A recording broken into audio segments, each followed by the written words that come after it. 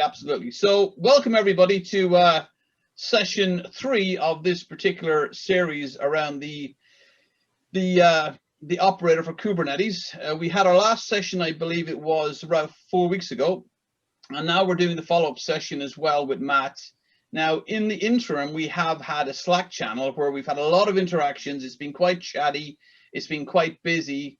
Now, the video for the session 1 is available on YouTube, and this video will also be available on YouTube. So for anybody who's not present today live, you're not disadvantaged. We'll put the links out there. You can rerun it again at your own leisure. So you can watch session 1.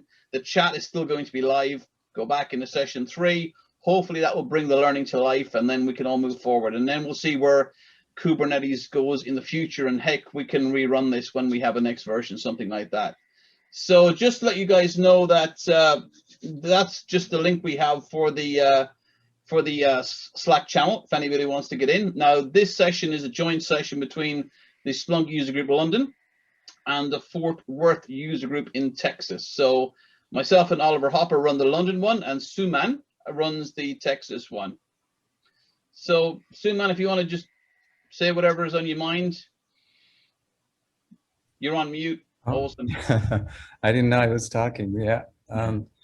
Thank you everyone for joining. I run the Fort Worth user group, and I'd like to bring more information sessions like these. That's awesome. Awesome. And I think we were having a conversation there with Matt off camera as well, that typically you might look to your local user group, but in these days every user group is your local user group, Right. And the fact that we can all watch each other's user group. We can all contribute to each other's user group. I mean, what have we got? We got 5,000 miles between us. Yeah. And maybe 6,000 miles up to Toronto, and yet we're all here together. I think it's exhilarating. I just love it, man. So without further ado, shall we hand over to the man of the moment, the man of the month, Mr. Kubernetes himself. Matt, take it away, sir. Oh no, that's gonna follow me forever, I think. Yeah, hey everyone. Nice to see you again. And we're going to pick up and do, again, dive in real slow from last time, because again, I've done enough of these over the last few years to know that, people love to even just watch it and then just keep track of it. Maybe they don't touch it. They just want to see where it's going. So happy to show kind of some of the cool stuff that we've worked on externally too, even with people that are playing with Splunk in the operator deployment pattern. I wanted to just start right off the top with just opening it up, right? And just if anyone on the call was here last time, I would love to just hear if anyone wants to chime up and say, did you make it through it? Did you play it all? If not, what were some of the biggest hurdles, or were there none? And it was just, it was cool to look at, and it's not something you're working on. I'd love to hear anything that might, just to set the tone, because the cool part about it is, if everyone in this session is also kind of just getting started again, I'll just spin up a VM and deploy it real fast again, right? Just to demonstrate even still like the latest of how fast you could get going with it. So I'll pause there, like just, and also, tell us how you doing. I mean, obviously it's gonna make it a little human if you want, but if anyone wants to chime up, was anyone able to play around a bit, or did you get stuck anywhere, or is it still a little daunting? I'd be open to hear anybody's feedback.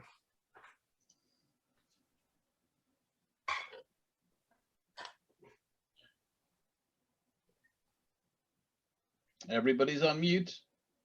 I'm a sales guy, so I'm okay with uncomfortable silence for a little while. If anyone wants to chime up, it's okay if you don't. Yeah, if anyone, if this was the first, and actually, you know what? I have an eye on the Slack. Okay, perfect. So someone's in the Zoom. I'll also keep a side eye on the Slack. Let me actually bring that up so I don't lose track and don't get too leaky here with when I share. Let's go into the channel just so I have a side eye. Okay, perfect. Just so I know what's in there. So because I'm going to show it for a bit, because I thought some cool chatter came out of there, and some realistic patterns of what you're going to run into actually were highlighted. So we'll go over that. Anybody else? I don't want to talk too soon.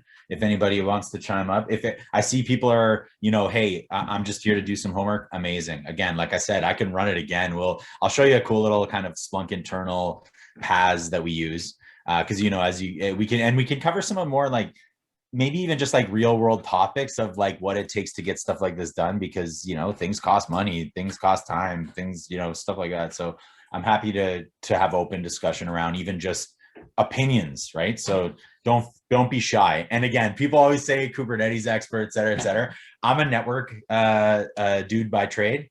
I learned, you know, networking, straight networking, and it just happened to be I got lucky that that's obviously a big part of what happens under the scenes here.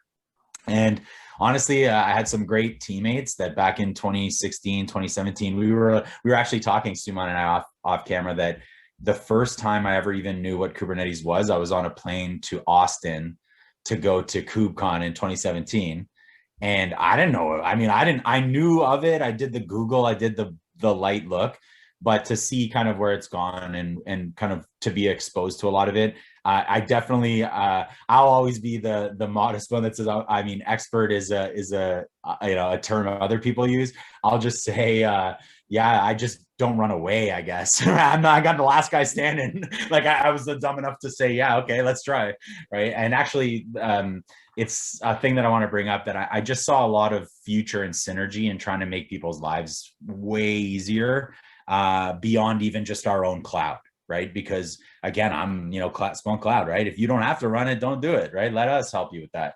But also there's the reality of the, you know, that people run Splunk Enterprise. They love to too, right? So this is just a way to make it more approachable as things change underneath us in reality. Let's be honest. I mean, this is not a thing Splunk's pushing because it benefits us. It's actually helps us just by the fact that it exists. So yeah, why not leverage it and take a look at whether it fits the larger growing pool of Splunk users deployment models. So Matt, one thing that'd be really cool for you to sort of give us some insight into your take on how the chatting went on Slack in the last month. How people interacted. What were maybe some of the outcomes? Might some of that come to fruition? Just how did it go from your perspective? Oh, it was great. I think actually, let me share, because let me go here, because we can kind of like live do this, and maybe we'll plug the Slack channel too. It's an invaluable resource, right? It really is. I mean, yeah, before I go on a diatribe there off on a tangent, let me open this up here. All right. We wanted to look at the Slack chat. So let's look at the Slack chat. So and yeah, good old, you know, scroll back monster. But that's why this is so valuable, right? And actually it's a good habit. I really do believe, like, being in the community since IRC days and since like back in the day, you know, capturing some of this intel and some of these new mediums is actually pretty cool to do. So you know, we have ways around it. I love that we have it on YouTube as well. So, I noticed some really strong conversations with Ian Maroney from absolutely. I don't think Ian is with us tonight, but his contributions were really appreciated. Sadly, and I want to point out, them.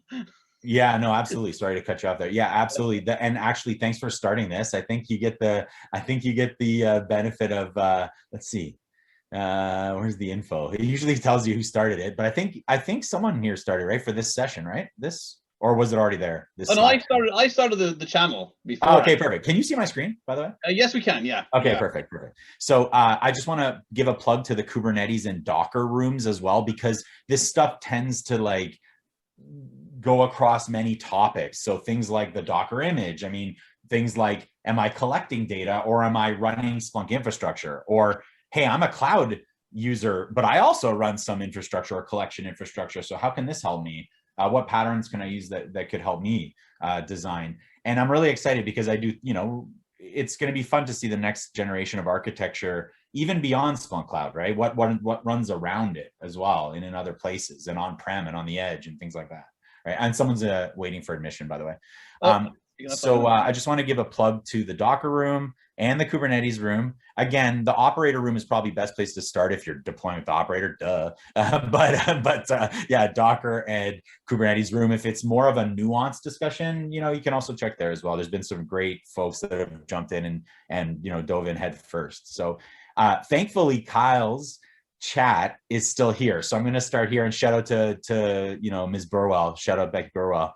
You know, and again, remember learning this, I think going down and visiting Becky in person was like the beginning of this journey in Kubernetes for me too. So yeah, shout out to Bu Burwell. Yeah, But anyway, I got engaged here because someone was using it, and thanks. And again, I try. It is not Slack is not. Slack is not an accurate representation. You know, I need like a forward-looking slide for Slack where it's like, if I showed you the mess that Slack's brought into my life, all the channels, whatever. So I'm trying to manage. Okay, so okay. So don't worry if it's if I miss you or if it rolls back, just bump it again or ask someone, and I'll come running eventually, or be on Slack on my phone when I shouldn't be rambling. Anyway. Let's start with this one because I thought this was perfect, and it brings up a great nuance that people might have missed in the previous demonstration, which is SmartStore.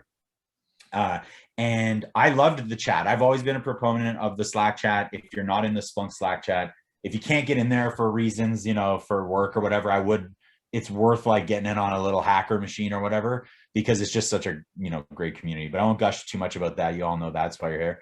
But what I will say is we had some great things pop up, right? So my boy Kyle here actually did it the way that I wanted to cover, and I mentioned it to Aleem that it was a good topic to cover that's a little more nuanced, is if you do run into problems here, and whether I come running or somebody else comes running and, you know, starts a thread that's way too long, this should basically be just more like a triage, like see, you know, what's around.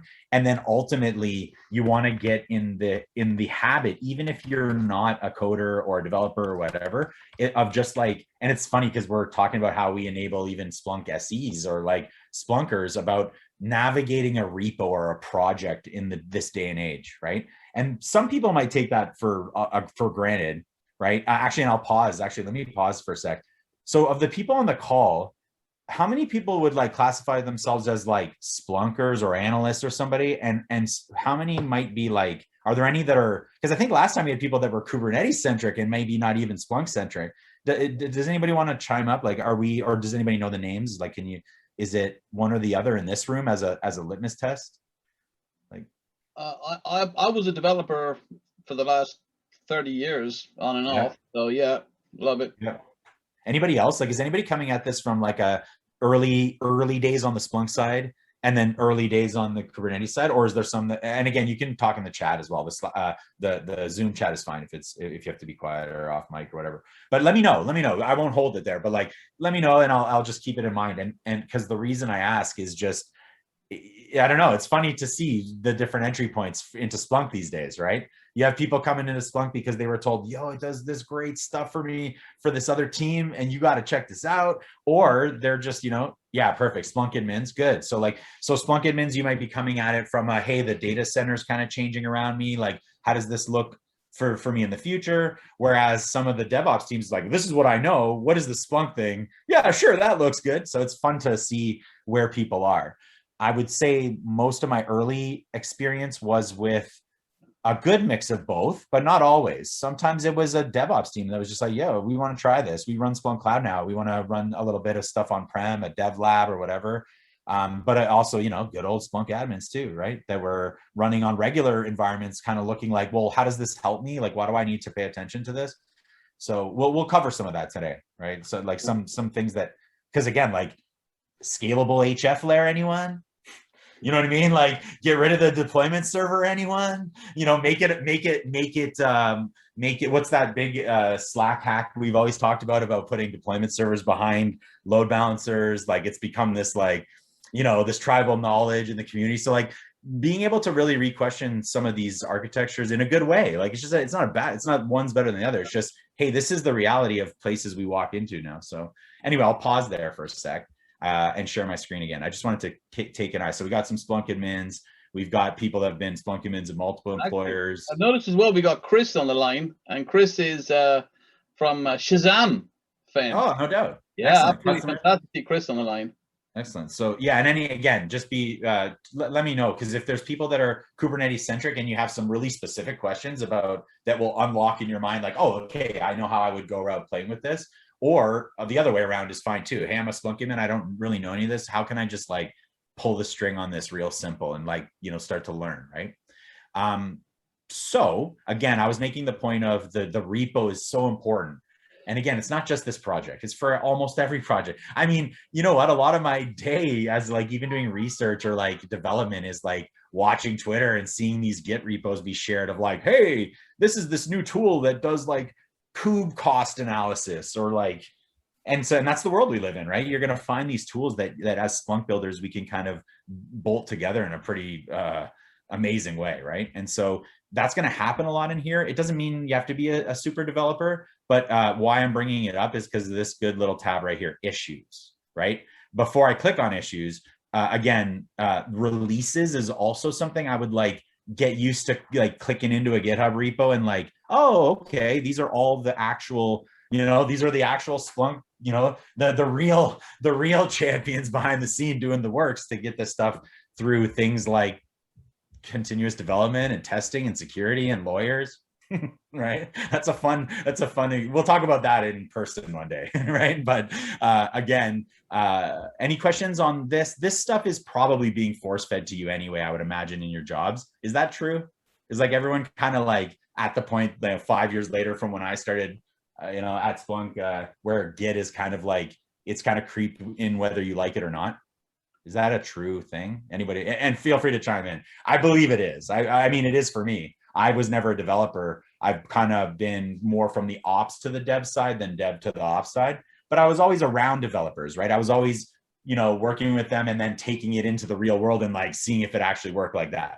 Right. So if you let me know how you come at it in your minds in the chat or even out loud, and I can tailor some of this to you guys, because I don't want to bore you. It's not about Git. It's just about how we're working in real projects now, right? I mean, Git's amazing, Matt. So I founded the Splunk Study Club this year, right? Okay. And I realized you can't really have full impact unless you have a GitHub. Unless you can back it up, code people can run. Absolutely. So having that, I'm still getting my head around all of the peculiarities and how do I allow contributors in. But for me, you knowing is not enough. You've got to be able to document it and share it. And the GitHub is just, the repositories are amazing. And it really is fun to look at. Like, this really has captured 3 years of my professional career. You look at it, you just see a repo. And when I look at it, and some of us might look at it, it's like, it's an evolution of how we've kind of worked at Splunk, to be honest. And I don't want to get too deep for you, but whatever. We'll keep it for when we're at Splunk Live together or something. But it's like, the point is, how fast can you pick something up and pull the string on it? You know what I mean? And I mean, what do I mean by that? I mean, like, how can I enable someone in the most direct way? And I really think this is bigger than Splunk, right? This is thinking about how people consume and buy software these days. And we won't go too far into that tangent, but you could see, even vendors do it now. You pay, you get the repo. Here's the repo. Here, you bought this. Push this button, bang, and that's it. That's what you bought, right? And so, that's really where I think tech's going, right? But anyway, this is definitely also a cool thing I'll share. Just us friends here. It's also a larger concept about like asynchronous work, right? Where Matty Mo can go dive deep in 2017, find out something that's good enough for 2017, but then in 2018, 50 more people come and look at it. And then 100 more people come and look at it. And then before you know it, it's a real product, right? It's a real actual thing, right? And so that's a fun thing, right? And I want to like just point that out here because I think it's the only true way forward, right? Or else everybody never gets far enough on that journey to realize what we want them to realize, which is a lot of the value, right? I mean, don't get me wrong. We hear a lot of great success stories of people that do, but it also takes a lot of great people to do that, right? And a lot of nuance is lost. But here, you can kind of level the playing field, at least from day 1 to day 20, day 1 to day 300, for sure, if you're not, and especially if you're running in your own zone. So anyway, babble, all to just say, when in doubt, always log an issue here. Even if you think the question is too simple, even if you're just, people will kind of come in here and like kind of be like, and my boy, was it Kyle? Like, this guy, this is great. Like, we need to cover this because you can tell some people are used to this. This is how they work.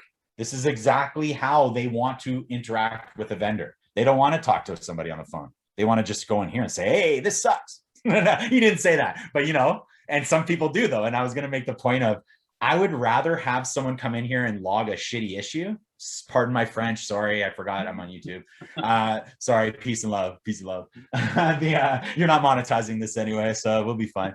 But you get the point, right? It's like, you know, we come in here, even if I would rather take a dev, you know, that comes in and goes, this broke. Yeah. And then at least we can follow up whenever it is that someone gets there. It can't, you know, the SLA is not, you know, Splunk support, right? If you want that, you know where to go for that, right? You call, you know, the support portal. And it's funny because in the internal chats, I've been seeing like, you know, it picks up on the internal side, right? They get more requests, more tickets, more demand. So it's been cool to see. So again, keep it up and let us know if you are running into, you know, us being the larger group, myself, you know, the team in the chat. If you're running into any this session so much better. That chat just enables this session. If we hadn't had the people put in the stuff in the chat, it wouldn't be as impactful as it is today. So well done to everybody for contributing. Yeah, absolutely. And it's something that it's something that I'll, you know, I'm not, you know, everybody has their communication medium, right? It's a funny story, but like, that is a frustrating thing to watch, right? That it just becomes kind of an auto reply of like to new users, right? Because it's things we know. We do it too, right? I do it too. I knew it like this. This is what I know. This is, you know, here's the auto reply on what to do in the scenario. And it's just been fun to like rethink some of them, right? With new technology, new options. So yeah, just a shout out to those like that are still, you know, living. I'm not saying we left Mars. We haven't left the Earth. We're not on Mars yet, y'all. You know what I mean? But I'm sure you'll start to bump into these things, and hopefully it's helpful for you, because it has been for me. It's been fun. So anyway, back to this. This is a great example of how to come to a project and make an impact, right? Or to prove that something is broken, or to like, you know, just follow up, right? And so let's go through this real quick, because I just want to dispel any like, you know, anything that's like scary or anything, because you know, I've done a lot of my work just reading repos. I don't even deploy this stuff. Some of us, people probably, if they were on the camera, they'd be nodding. Some of them, I never even deploy it. I just have to read what they've done, right? Just to get an understanding of what we're talking about half the time, right? So let's look at a great example here. This was someone who was looking at, you know, a serious deployment because they have S3, right? They have SmartStore. They're looking at SmartStore. So great job, because that's, and again, shameless plug, Splunk deploy on Kubernetes. Part 2. I got to fix these links. Someone will shame me into fixing the links. So this is me, you know, 2019, 2 years ago, messing around with this before there was no operator, right?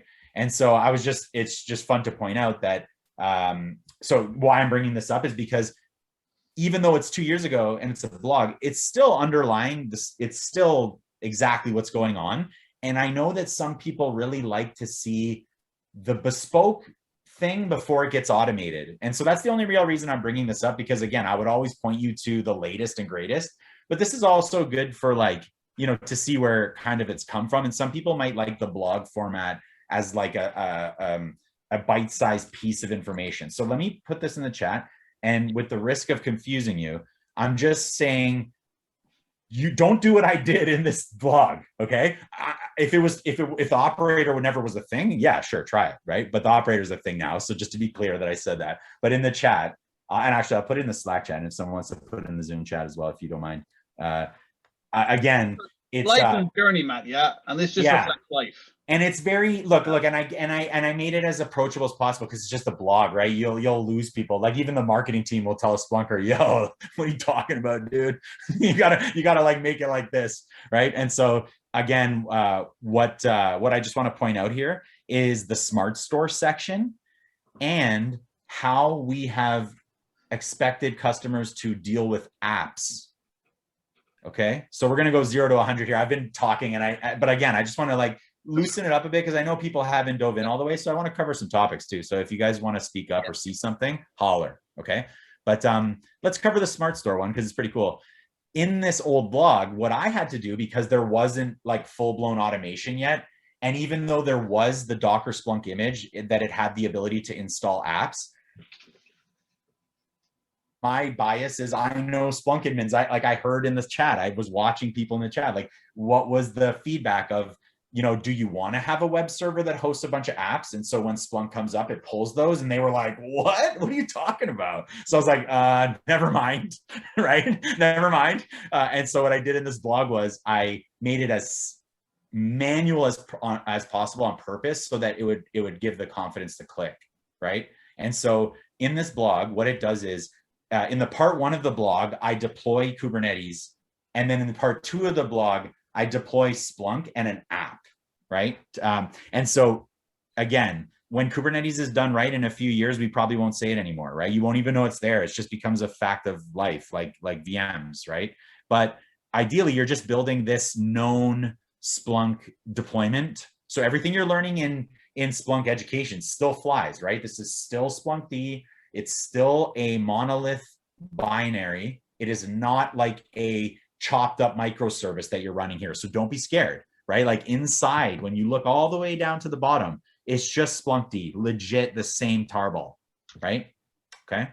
And so what I did there was I configured SmartStore in a way that you would never do it, right? Like you would never, like I think the gentleman's name's Kyle. I'll keep you honest. I'll look in the chat, but he's like, yo, that looks like a cumbersome way to try it. And again, he's right. I was just trying to figure out, like, troubleshoot, right? Figure out, and I'll go back to the chat so you know what I'm talking about. But point is here is I made sure there was an S3 bucket, which is a whole nother topic. Again, I might lose you there. Like somebody might say, S3, dog, slow down. Like, what are you talking about? But just, it's been a couple of years now. So SmartStore, it is what it is. If you don't know what it is, speak up now, because I'll happily explain it, but I'll assume that generally you kind of know what this is. High level for the recording's sake, it's just, talking to the Amazon S3 API to store our data, our buckets, right? Yeah. So you'll see that in this walkthrough, what I did is I deployed the actual configurations, and these are the actual configurations. Like I copy pasted them all into the blog, and I showed you a sample Splunk app, right?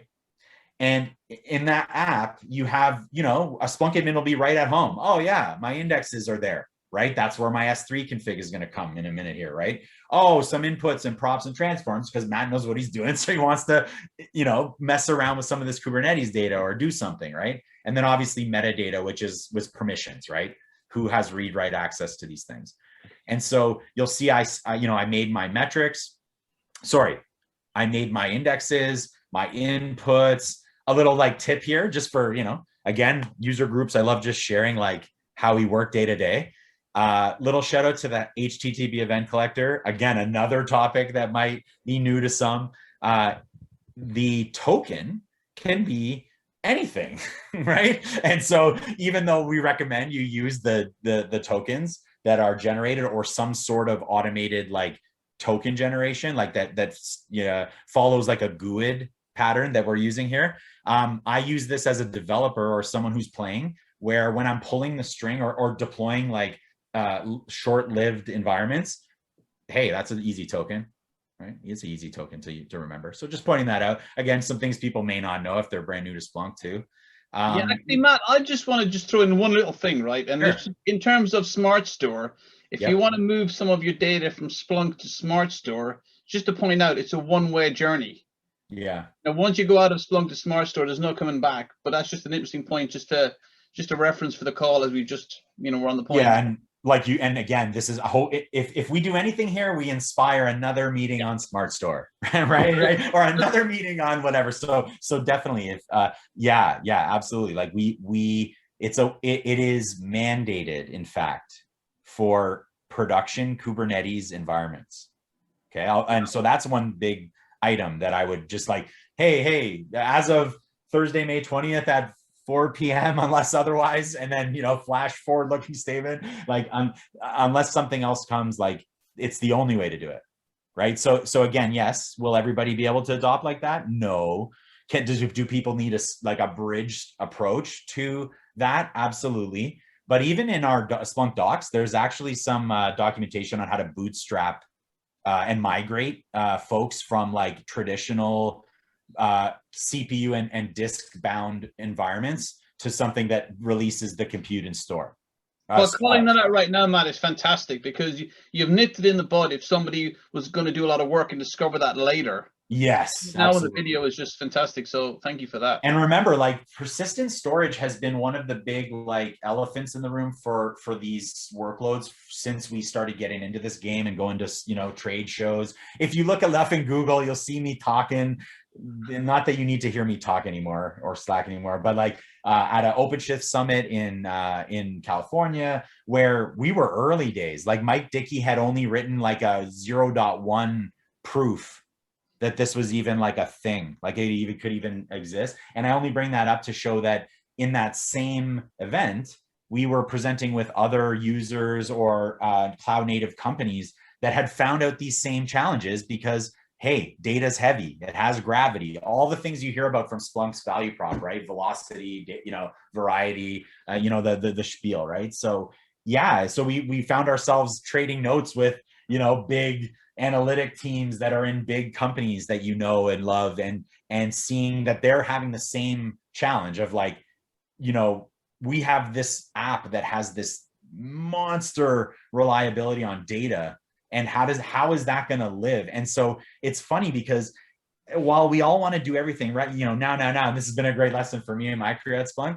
seeing it over time has been an amazing thing because SmartStore had to happen first. Docker Splunk had to happen first. You know, damn, Splunk Ansible had to happen first, then Splunk Docker, then SmartStore, then, you know, Cloud Might, you know, so trust me, it's been fun to watch it. So all that to say that I know that people are in different architectures and designs, but I think, you know, it's becoming easier and easier to kind of figure out how you can hop from, you know, from Earth to the moon and move the moon to Mars. Right. So anybody have any comments on that? I don't want to just like talk away on that. If you have some thoughts or feelings, or if you feel like, yeah, you know, that's my problem, is like I have this big environment and I don't see a future path in this, then I would love to hear like how we can make it more applicable, right? Because I think it will help with some of the stuff that we'll go through here. So but anyway, I know we're running, I know I don't want to run too long. So yeah. All this to say, I was just showing you to just like not scare anybody away. In this demo and with the operator that we have today, you can still do what I'm showing you here for the most part. You might, excuse me, you might run into some permission things here and there, but again, I'll help you. But you see what I'm doing here, right? This is the Kubernetes equivalent of SSH a tarball to my machine, which, no judgment zone. I know there's always some few folks in the room. That's still how we run Splunk, right? That's it. That's, you know, we might have some automation or whatever, but like at the end of the day, sometimes running Linux and tarballs is super easy. That's what we run, right?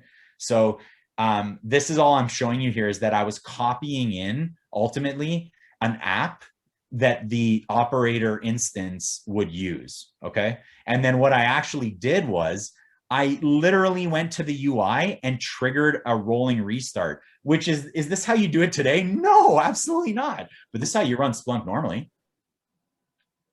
right? So like, let that soak in a bit, right? Like I'm showing you like, and again, what I mean by that is like these procedures were going to benefit from some automation. And so instead of asking you as an operator to do some procedures like this, you'll have much easier ways to like hit those endpoints. Although the UI is a good one. I mean, I'll never diss the UI. UI is a good way. It's easy. Look, even Matty Mo in the blog, I used the UI to do the push. Who does that, right? Am I right? And then people are like, wait, yeah, some people do that, right? That's not everyone is like a super Splunk ninja, right? And that is like, oh, CLI only, right? Of course, if you're running a big fleet, yes, there's, you know, your mileage may vary. Good old depends. But even in here, as I was relearning and kind of going through with Kubernetes, it reminded me how much that we've kind of put into the UI that you don't even really have to think about at the back if you don't want to, right? And this is important only because if we do want to make this more user friendly and, you know, out of the box kind of stuff, a lot of the experience has to be like that, while you still allow the customer to customize, right? Because there's always a Goldilocks there, right? So you'll see like I pushed out the actual app that I wanted on the indexers that had my SmartStore config and that had my application, my Splunk app, which is just a single app that had some indexes like I showed you. And then all I did was I made sure that I could reach the SmartStore bucket, right? I make sure that I could put a text file there from like a Linux command line. So if I scroll back up here, you'll see right here, like I just literally used the native AWS tools to just say, yeah, this bucket's working. And I learned a little bit about S3 and blah, blah, blah. And then what I did was deployed the operator and then took the default config of the operator. I didn't even care that it wasn't perfect yet. And then I went in and just did the last mile configuration to add these things. And I'm only showing this to you because it's been pertinent and it ties back to this chat, which is you'll see that when we go back into the topic, you'll see that I asked, if you follow along, and Kyle did a great job with patience, like kind of going through and capturing it. You'll see that eventually I asked him, hey, do you mind trying to install that app in a different way for us, right? And you'll see why. Why did Matty Mo ask that? Well, because when he opened his GitHub ticket, we realized through talking to him, like reading his Git issue, that he's storing the app in a config map, okay? Which means he's building a Splunk app and then he's handing it to Kubernetes and saying, hey, hold this for a sec, okay? There's gonna be an application that's gonna come and they're gonna wanna use this, so hold this, right? And it's one of the things that Kubernetes does, right? And again, it's not that that doesn't work, that totally works in theory, right? But we stumbled upon troubleshooting where we checked btool just like we always would. We checked the config, like we shelled into the actual container image, which is why I took them, 20 minutes to explain to you that blog post, because it's pertinent again 2 years later, although it's not the most up to date. It's still pertinent. All this to get to, did we solve Kyle's problem yet? No, but we will, right? Like you'll see that Patrick Ogden. So I brought Patrick last time. A guy like the PM can see directly what's going on. Whereas, let's be honest, even me, I love IRC, I love Slack, I love all that. Even now, it's become beyond human means for great PMs like Patrick to be around and see some of the chatter, right? And so anyway, again, all this to say, this was a great example of how we can work as a community to kind of get through some of the tougher things. And right now, honestly, the error that he's seeing is a Splunk error. It's like this has nothing to do with Kubernetes. Like you'll see here, like, well, it does, but follow me here. Why I mean that is you'll see, look at the error he actually has, right? Problem parsing indexes.conf, right? I'm unable to load the remote volume that you created, right? Called this. And I can't find the keys, right? So I'm going to pause there for a moment because we'll dive into this. We'll triage it ourselves. I think this is really fun. Hopefully it is. Let me pause. Is this helpful at all? Or is there items that people are here that need to see? Are you sticking with me here? Is everybody kind of sticking with me here? Okay. All right. Just let me know. Keep me honest, right? Keep me honest. I want to make sure like I haven't lost. And let me stop sharing for a sec. Just want to see if they're okay. Perfect. So, okay. So far, so good. We'll keep going. So let me share again. Okay. All this to say, the configuration and Patrick brings up a great point. Again, two things you're going to need to know let me make this bigger. Okay. So customer tries to deploy Splunk with the operator. Operator deploys fine until we try with the SmartStore config. Okay. We'll just take my word on it. That's what we learned in the chat, right? We were chatting back and forth. We were seeing whatever. And then he told us kind of what he's doing.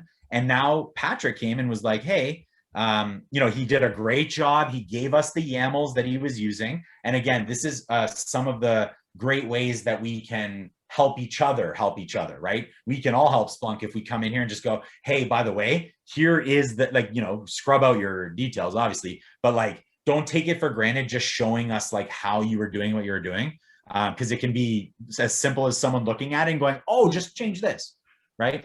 And so you see here, he showed how he was configuring the cluster master, and you see this app. You see the app here?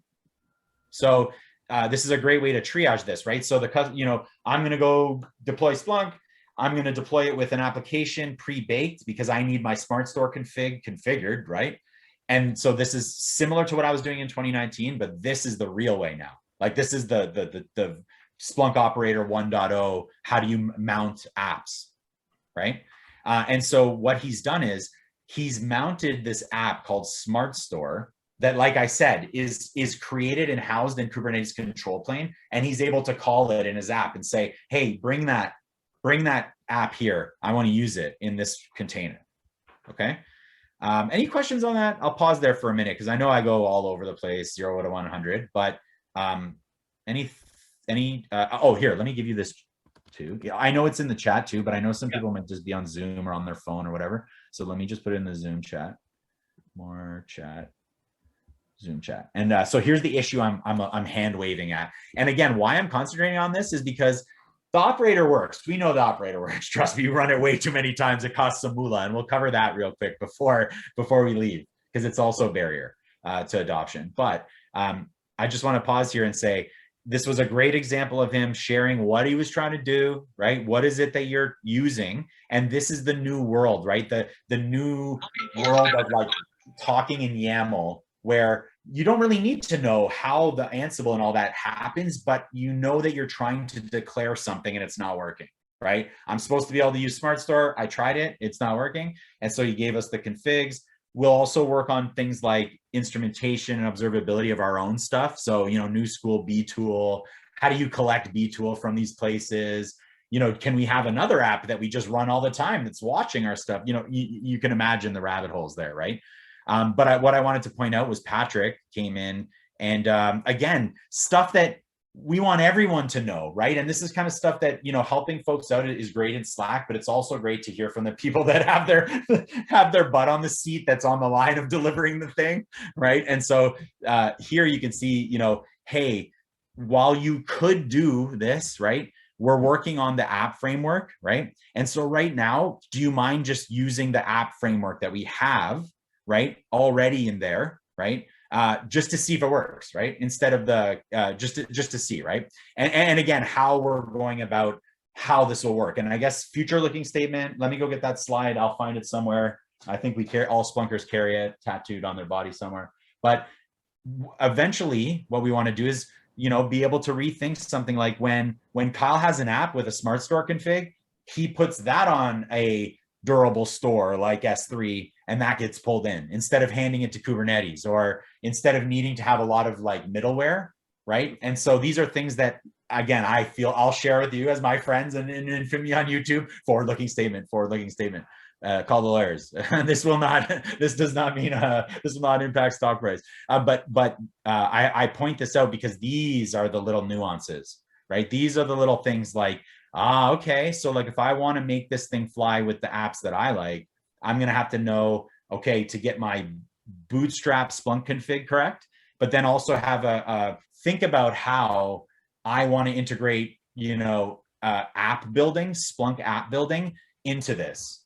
Okay. And what I mean by that is not every customer has a mature CI/CD pipeline and is like plugging the operator right up to this like amazing pipeline. Some of them are, for sure, not the majority of them. Some of them, they just build bespoke apps still, but they still can just hand it to the operator and walk away, right? Or put it in the config and put it on a mount and walk away. So again, I just want to stress that I'd love to hear feedback in the channel or in other means or on Splunk Ideas or in the repo about we want to be able to have like an 80-20 rule, right? Like, here's what our top, you know, here's what good looks like for like the most high tech that have like, they've been on this journey, they've got all this CI/CD already, like, you know, this is a pattern they're comfortable with, versus, well, maybe we don't do that yet, but I'm interested, you know, in how it can help me, right? So it sounds like that Kyle is contributing to best practice. Absolutely, right? Because again, I always say it, people take me wrong. I say, you know, I'm trolling half the time, like, what's best practice? Yeah. The practice that the person that did it last and it worked is. Let's be honest. Let's be honest here, right? Like, that's the best one. Which one worked the best and hasn't blown up yet, right? And so this is the only true way, in my opinion, that we will be able to scale that. Exactly, right? Matt, I've got a quick question, if you wouldn't mind. So myself and Suman, we did a talk at Splunk B-Size last month, right? And it was all about leveraging the free tier of AWS. So we were using AWS and spinning up Splunks and all that kind of good stuff. Now, where would AWS fit in terms of the Splunk operator for Kubernetes?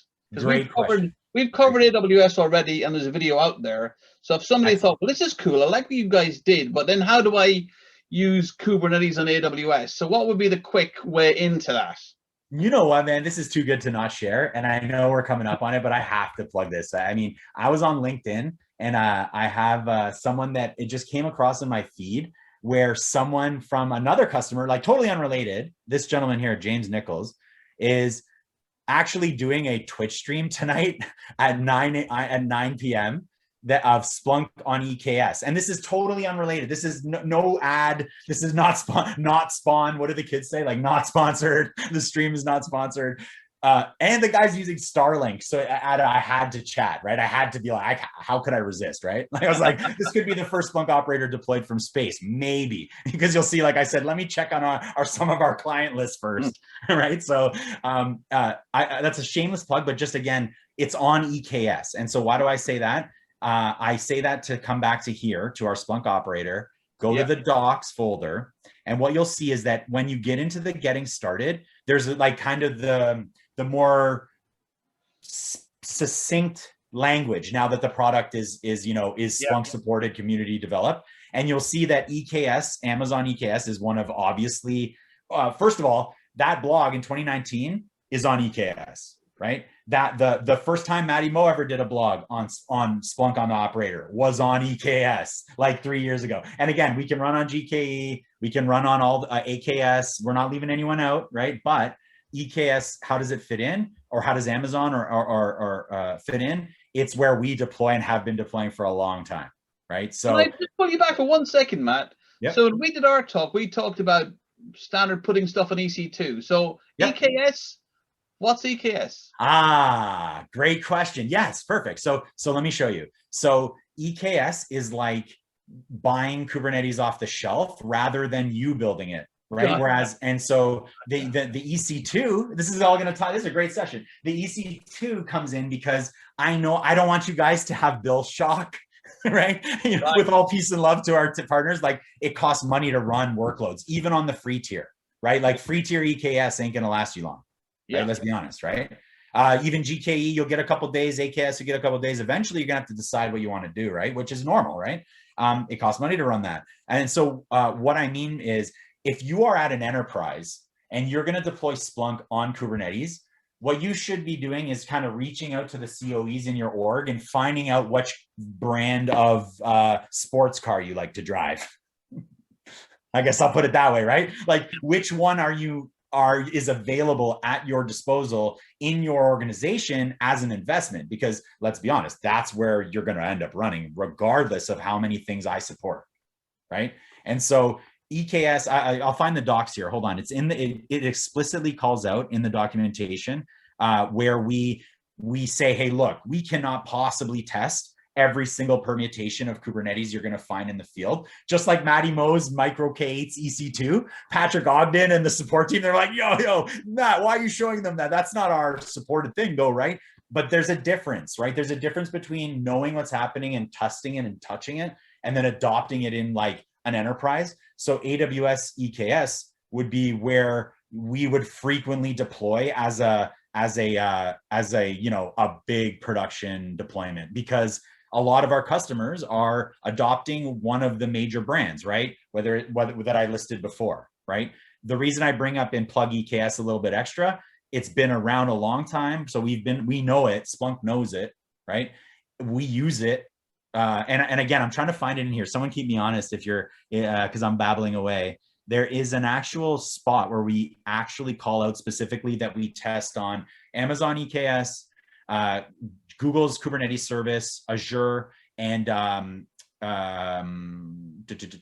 me get it. Hold on. I'll find it somewhere here for us before we leave. But the point being, there's even HP. There's an HP variant on there too. And you might be like, wow, that's interesting. But these are actual places people have actually tried it. They've already tried to deploy it. That's why we support it. Because I think me and Suman would be keen for people to sort of, I put the link to the talk we did. Like, yeah, I'm trying to find it for you right now. Hold on. How do you follow on the talk to get Kubernetes rocking on what you just learned? Yes, so exactly. The knowledge. Let me find contacting support. I will find, I promise. Again, I'll put it in the YouTube chat. Find me in the doobly-doo below for old school. That's why we have the Slack channel. For just but also if someone finds this on YouTube, I'll make sure we put it there. The point is, I'll find it for you. We explicitly call out in the documentation here. I'll find it for you, but I'm live and rambling. So like, no, that's good. That's good. That's really good. We definitely say, look, you got to be on one of these, right? And we only test on EKS, you know, on the big players. If you have, it doesn't mean it's not going to work for you, but if you run into a problem, work with us. We're not going to claim we know everything about the thing you tried, but if you come work with us, we'll help, right? Thank you. Thank you. So that is really, really good, Matt. Thank you so much for that. Let me, and last thing I'll plug before we go, and because I will let you guys go, I will keep you guys on time like a good Splunker should. I wanted to just cover some real world stuff. So things like SmartStore, HTTP event collector, installing applications, because that's like our daily bread, right? It's what we do every day. There's great documentation inside of the actual GitHub repo. I was clicking around, but if you go into this doc folder, you will, in one of these documents, you'll find what I was hand waving at, which is basically just advising, look, this is what we test on. This is what Splunk will claim to have tried. And EKS is definitely one of them. And I recommend that if you are doing this at work, like if you have some way to spin this at work, absolutely, like go get like a, you know, a little EKS cluster or talk to your developer teams about what they're using, because that's in reality where you're going to end up. But if you're just playing at home, that I've put some big money in, you know, in some bills on running, you know, 3-node. You think, oh, I'll just run a little 3-node cluster, right? Matty Mo will just play in a little 3-node cluster for 30 days. I mean, listen, you know, if you put that thing through the ringer with Splunk or a workload that actually uses CPU and memory, you're gonna cause some cost. And that's why in these sessions, I've really been cognizant of trying to do it in a way that you could do it at home, but also take that learning into your real work, right?